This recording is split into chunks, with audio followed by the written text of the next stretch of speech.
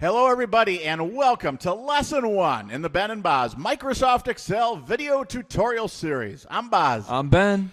Well, man, we're kicking this off. Let's do it. What has made you want to do this? You know, we've been talking about it for a long time, but we hear time and again from employers that Excel is absolutely necessary, critical to any sort of success in the business world. Absolutely. So we have come up with roughly 75 kind of shortcuts, tips, tricks, techniques that we're going to spread over 12 lessons, kind of matching along with an intro accounting course, chapters and lessons within those.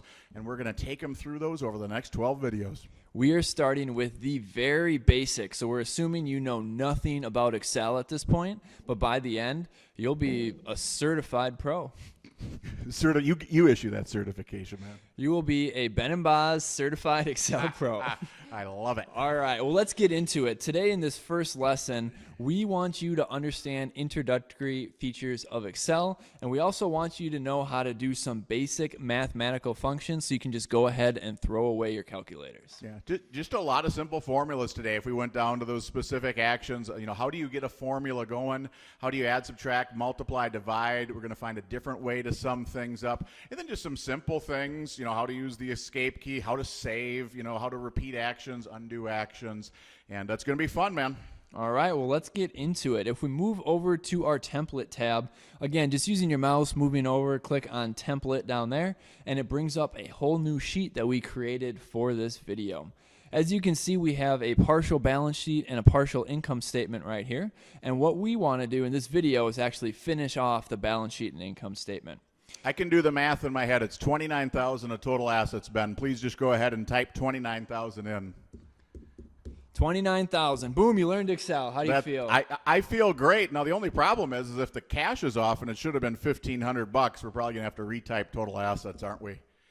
Uh-oh. Total assets did not. Wait, are you telling me that I can set up a formula in Excel where if I change one of those input cells, the answer will automatically change for me? I'm telling you that, man. That would be super convenient. Do it, super man. Convenient. Do it. Let's see it. All right. So the first one we are going to learn is just hitting the equal sign. If you go to cell B10, hit the equal sign.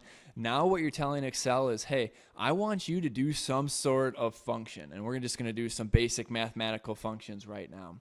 And I'm going to use the arrow keys. Throughout this series, you'll hear us talk about using keyboard shortcuts as much as possible. You can do things with the mouse pad, but we want you to get used to using the keyboard as much as you can because it's so much faster. So amen, brother. I'll just use that up arrow key, navigate up to cash, and then I'm going to take the 1,000, hit the plus key, so shift and the equal sign, and now I'm ready for my next argument or piece of the formula here. So I'll navigate up to the 5,000 using the arrow keys, hit the plus sign. Just to show you that it works, I'll take the mouse pad and click on 3,000 here. So you see that it can work by clicking on it, and then hit the plus sign again and click on equipment for 20,000. And go ahead, Boz. I was going to say, and you'll see, go ahead and hit enter then. You'll see it's the same 29,000 I yelled out, and it actually took longer. But the beauty of it is now if Ben changes cash to $1,500 or whatever he wants, it's going to update automatically. 29.5. Wow, look at that. Yeah. Now, I don't really want that $1,500 to be there. I want it to go back to 1,000. Just type in 1,000 then.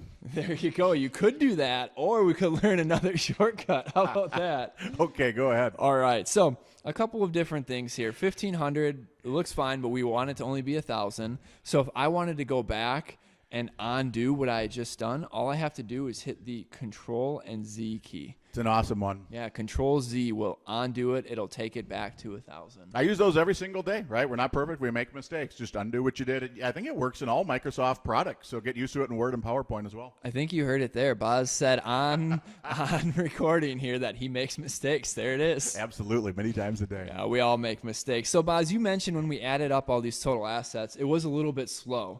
What is a faster way to add up all of our liabilities and stockholders' equity? Well, and the issue is it was slow, but Ben could have done it really quickly if he wasn't narrating. But imagine that you have hundreds or thousands or tens of thousands of these, right? So we need to do something quicker.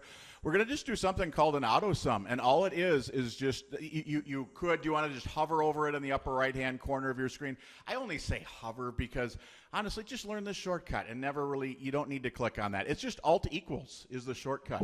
So if you just put in Alt equals right there, Microsoft Excel is pretty smart, and it will actually sum up kind of the items that are touching that cell. And it'll usually work out pretty well for you there. If you have a Mac, that's a Command-Shift-T.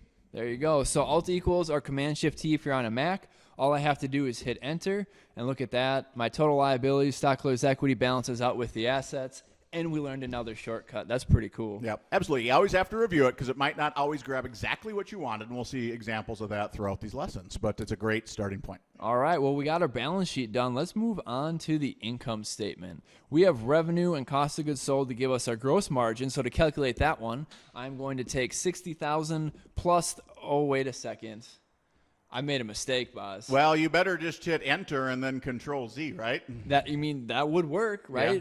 I could also just hit the backspace key a couple times. Yeah, you could That put the might minus in there. But the point we want you to learn with this one here is that if you're making a mistake in Excel and you realize it, just go ahead and hit the escape key. Once I hit escape, you can see it just goes right back to where it was before I started typing anything in here. Yeah, and this one, sometimes you'll be in a formula that's a little bit more difficult, and it won't let you hit enter to get out of the cell because you have a mistake, and you won't know what you did wrong. And you're just like, let me out, and you just hit that escape key. Yeah, when in doubt, just hit escape, and you'll go back to where it was before. So what we want to show this time, not adding, of course, we want to subtract cost of goods sold from revenue.